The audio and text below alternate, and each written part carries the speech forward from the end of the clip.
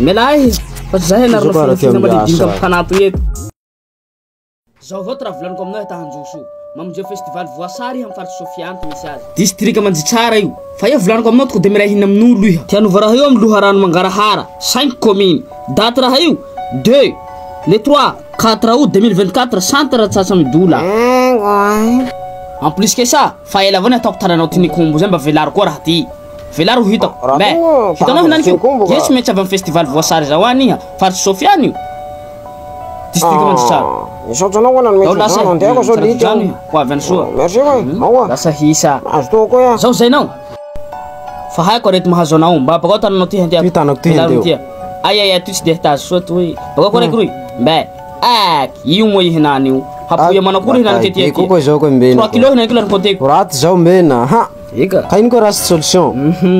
Mba hampiala hapuya ko zao. Satria zao fanezaky na piala hapuya io. Fa zao ko ro voala. Eka. Ka aminao to amzay. Hevitsy hitako farany fa ia malaza mahay.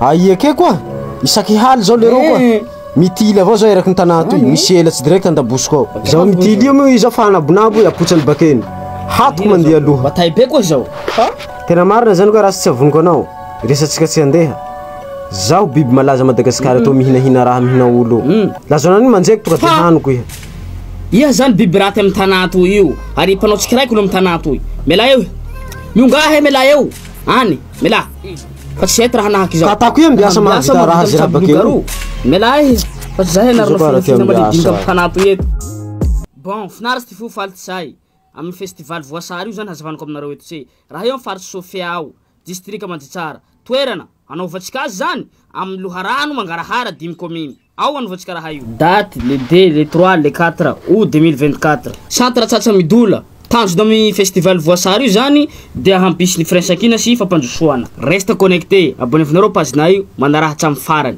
miala ho zay Pasindrosi uti di wavona ma la ia de wa pakia susu